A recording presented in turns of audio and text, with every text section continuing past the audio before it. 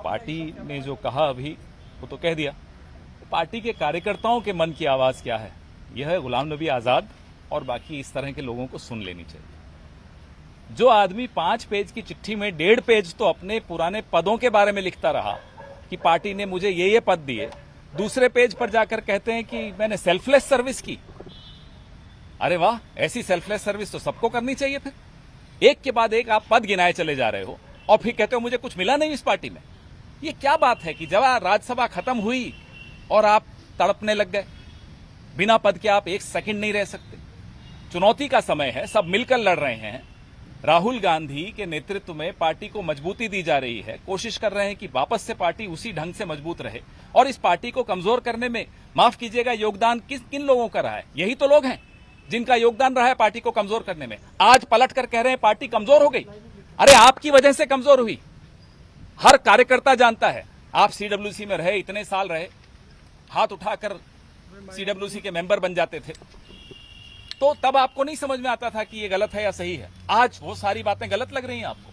तो पार्टी का कार्यकर्ता इस धोखे को अच्छी तरह जानता है। वो जानता है कि जो व्यक्ति आज इस मौके पर धोखा देता है पार्टी को, वो उस आदमी का रिमोट कंट्रोल नरेंद्र मोदी के हाथ में है। और नरेंद्र मोदी जी और गुलाम नबी आजाद जी के प्रेम तो हमने खुद देखा, संसद में भी देखा।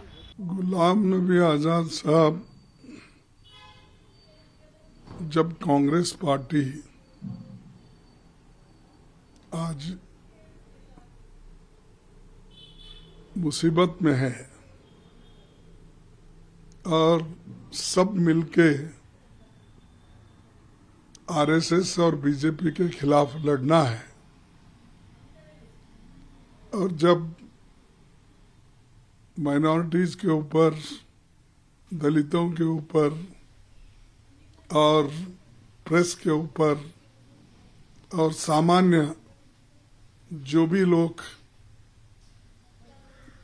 लोकतंत्र की बात करते हैं या संविधान रक्षा करने की बात करते हैं, उन पे जो हमले हो रहे हैं, इस हमले को रोकने का काम हम सब मिलके करना चाहिए।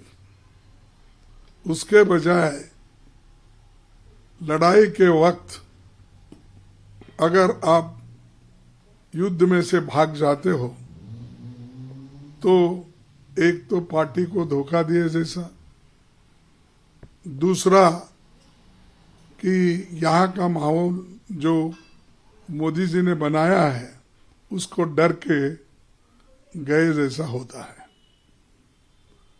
और गुलाम नबी आजाद साहब तो बहुत दिन से कांग्रेस पार्टी में हैं। मैं भी बहुत दिन से उनको जानता हूं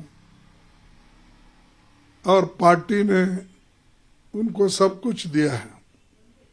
एनएसयूआई से लीडर से लेके, यूथ कांग्रेस से लेके, एक जनरल सेक्रेटरी के नाते भी उन्होंने काम किया, यूथ कांग्रेस के अध्यक्ष के नाते काम किया, और मिनिस्टर बन के भी उन्होंने काम किया।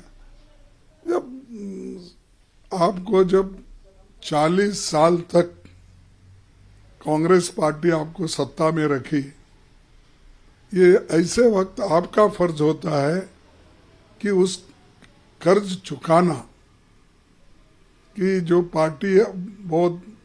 पार्टी को जोड़ने के लिए जो राहुल गांधी जी काम कर रहे हैं, वो पार्टी को जोड़ने के लिए और देश को जोड़ने के लिए जो वो आज यात्रा कर रहे हैं, ऐसे वक्त अगर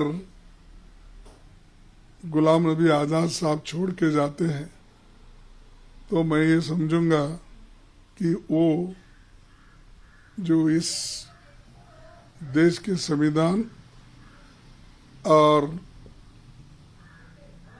डेमोक्रेसी को रक्षा नहीं करना चाहते हैं।